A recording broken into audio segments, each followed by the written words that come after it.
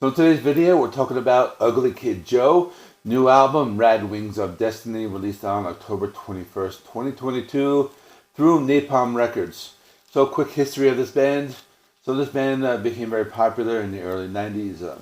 Their original name was Overdrive. Then they changed it to Suburban White Alcoholic Trash.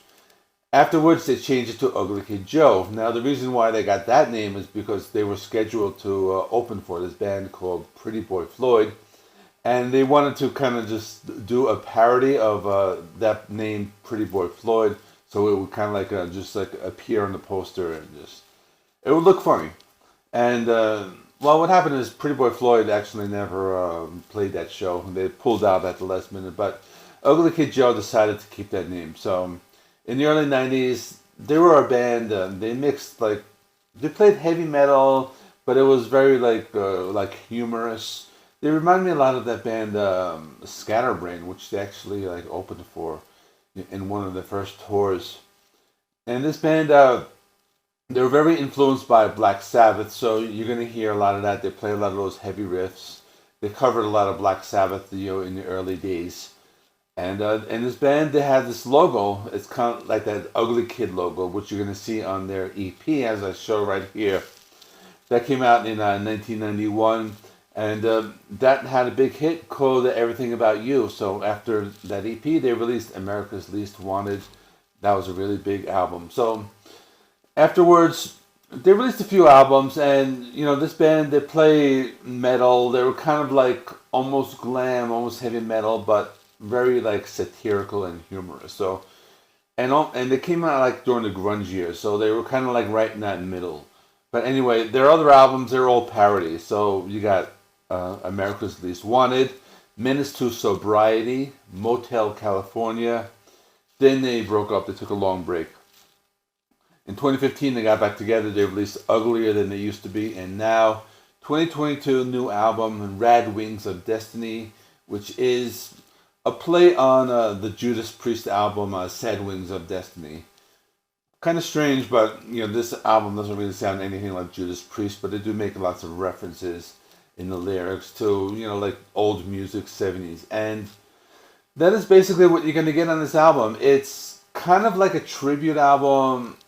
It's kind of like a covers album, but it's not. There's actually one official cover, but it sounds like a lot of different bands. And at first I'm thinking, this album really sucks, so I'm going to give this a low score. But I think after like listen to it a few times and listen to the lyrics, you kind of get what they're going for, and it's not as bad as I thought it was at first. So let's talk about it. So basically on this album, they like AC/DC. So there are 3 songs which actually sound like a lot like AC/DC, and those songs are That Ain't Livin', Dead Friends Play, and Failure. Now, That Ain't Livin' is the first song. This is just straightforward AC/DC. The vocals, he kind of does like this cross between like Bon Scott and Rod Stewart, kind of like a very raspy vocals. The riffs just sound exactly like something Angus Young would play. The solo sounds exactly like Angus Young would play. But you read the lyrics, they're kind of like about like getting older, like reflecting on your life. So it's decent. It's not that bad. The next AC/DC kind of song is called Dead Friends Play. This one is very enjoyable, but it sounds a lot like Play Ball from one of those like later day AC/DC songs. But you listen to the lyrics and they're all talking about like just like listening to lots of like old music and enjoying it. So they mention like Running with the Devil. They mention Sabbath, Bloody Sabbath. In one line, ZZ Skynyrd and the James Gang. This is the song where they do mention like lots of different like Judas Priest songs and albums. They mention Ace of Spades, but this is just lots of Angus Young style riffs, and it's just a very kind of AC/DC type of song. It's called Dead Friends Play, so not everybody in the that they mention is dead, but how they really like old music. And the other one is called Failure. Another one that's just like an AC/DC song, but it's kind of fun. It's just funny. You listen to the chorus, and he's like, I'm a failure. I'm going to fail you tonight.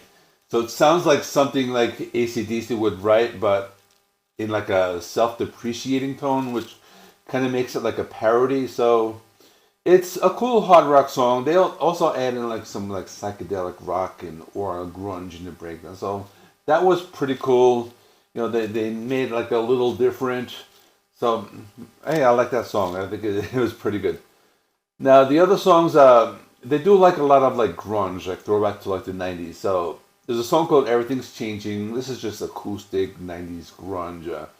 The thing that reminded me most was like those like Chris Cornell solo songs. I mean, not the vocals. You can't emulate the Chris, of course, but I mean that type of thing, like that laid back grunge. Maybe even like Blind Melon, something like that. It's got the piano, acoustic guitar riffs. It's melodic. Lyrics about getting older, dealing with change, and it's just a really good song. And then Kill the Pain. That's another one. It's very grungy, but probably more grunge mixed with like '80s glam metal. So this is kind of like maybe Bon Jovi and Warrant, that like that type of thing with some like grunge mixed in. That one is pretty cool if you like that like throwback sound. Then they have a song called "Up in the City," which is kind of like a very like a bouncy rock song, and this is like '70s funk mixed with like '90s grunge. It's really a good song. It's just like melodic. It just kind of like the word I use is bouncy. It just has that sound. And the final song was very grungy, called "Long Road." Another one that's just upbeat and bouncy. It's catchy. It's like '90s alternative rock. Those like mid '90s alternative rock bands like Soul Asylum, that type of thing. It's just upbeat, energetic. That one was not too bad. Now there are a few other songs.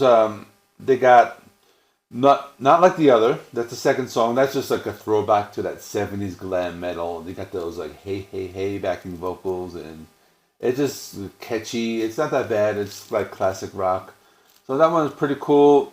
They have a country song, which is probably like the worst one, but if you listen to the lyrics, it's just kind of funny. I think if you like take it as like a comedy song, it's called "Drinkin And Drivin," and basically it's country, but it's the lyrics, like you don't really know if they're trying to be serious or not, because this is what you get in country songs.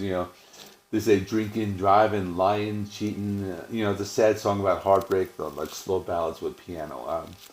It's it's bad, but it's kind of fun. And they also have a cover of the Kinks, that song Lola. Very faithful to the original. It's actually, they do very good covers. They're known for Cats in the Cradle and other covers, but it's not really a politically correct song, so it's kind of like a risky choice. Taking this a guy, basically he's meeting a woman, but it's actually a man. You're not really supposed to talk about that in music, but they're just throwing it back there. So it's a fun song. So in the end, I thought, at first I didn't like it. This is the songs are very like derivative. So if I was going to score this in a way, the way like Metal Trenches does, where he says like enjoyability and originality. So for enjoyability, it's like 9. Originality is like a 6. But it's just a fun album. So my score is going to be I don't know if the math is correct, but 7.5 out of 10.